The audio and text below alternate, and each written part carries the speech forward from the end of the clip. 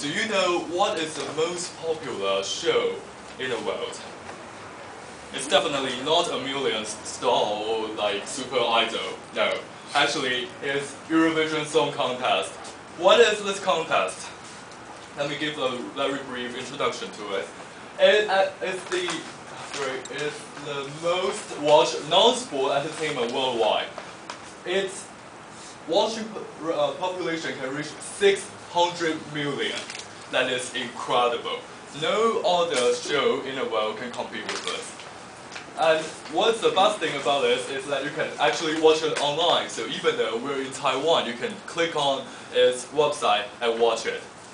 Usually the stream is pretty quick, so don't worry about if you have a very bad internet connection.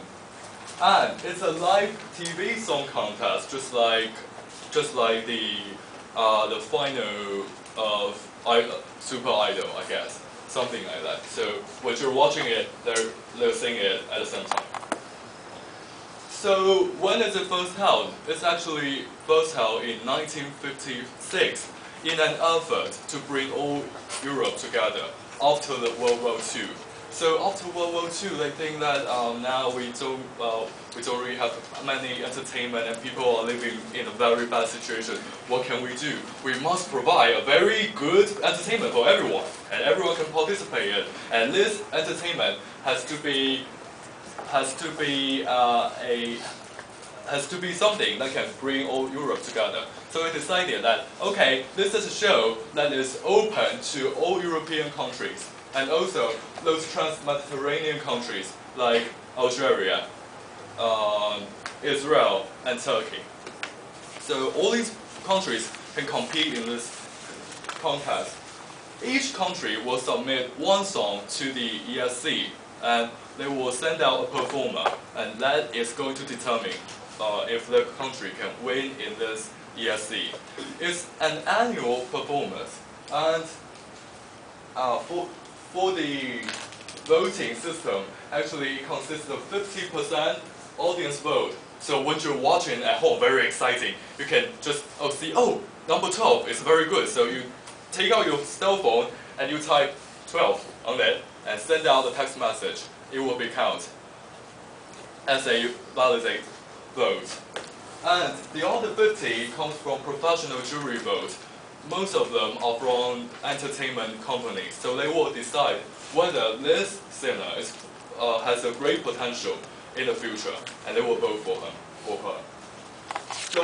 The winning country, just as what I said, will host next year's contest. That is why East European countries, they really take this game seriously. They will send out the best singers for this, because they want to host it for next year. Then the world spotlight will be on it for a few weeks and even months. It's usually a stage for young singers, so it's not actually, for example, you cannot send Shakira or send Lady Gaga to the show. Terribly cheating, and everybody will just say you cheater. But we'll see an exception later.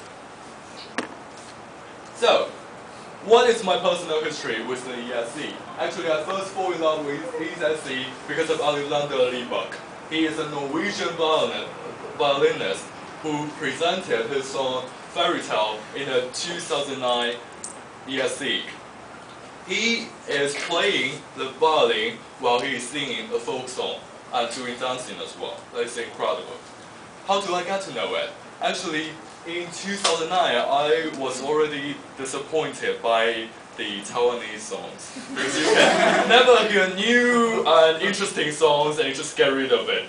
So I was thinking about, oh, what new entertainments do I have? And my roommate, who also happened to play violin very well, he just said that, hey, did you watch the news? There's a violinist won in some contest. I'm not sure, but his song is good. Maybe you should check it out. So I go on YouTube and I type violinist winners game. So here comes Alexander Rybak. I watched his show and was amazed by it. What do I do next? I go to the ESC website and I watch the whole grand final of the ESC. That's what I do. after 2009, what do? I still feel craving for more, so I go back for 2008. Who is the winner for 2008? Dima Bilan. He is a Russian singer. But it's a bit tricky because even though he's quite young, only 27, he's kind of well established in Russia for like 2 or 3 years. So that's kind of cheating, but no one is complain about it because he is too sexy. And he is never ashamed of his being too sexy. Every time he goes on the stage, he has to rip his shirt open and show everyone that I have good muscle. So everybody go for him. That is what happened. But actually, he did sing a good song that is Believe. Maybe you can go on YouTube to look up for it later. So, what happened for 2010? The 2 songs I talked before are all the winning songs. But after 2010, I just think that the winning song is not so good. I just don't know how they won. Like in 2010, the winner was from Germany. She presented a song that is okay, but everybody voted for her. I just don't know why. My best singer is this one, Humorous from Israel. How incredible he was! Actually, his song Milim was sung in Hebrew, and he won all the 3 Marcel Bazon Song Awards: its Press Award, Artistic Award, and Composer Award. That is just incredible. Everybody liked his song except for the audience. That's just something I don't get after all. But the problem is actually a bit political, because at that time in May 2010. Israel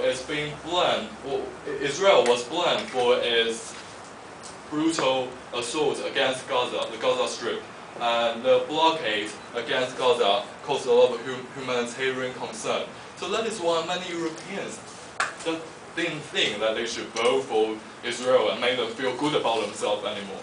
So that is something will be taken into account also into the voting system.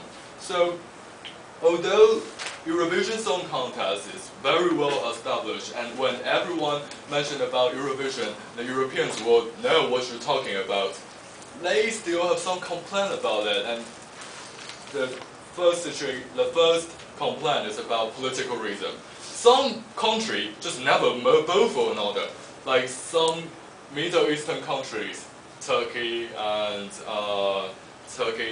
some other countries will never vote for Israel. And think about the chaotic Balkan politics. Serbia will never vote for Montenegro, and they will never vote for Croatia, no matter how good the song is. That is a problem in ESC.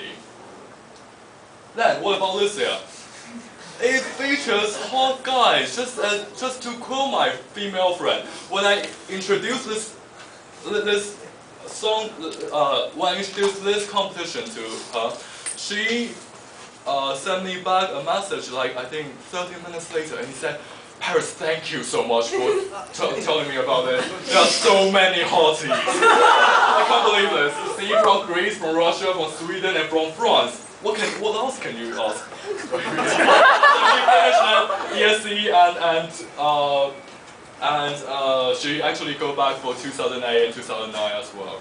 She is now a totally ESC addict. But now there's a tricky part.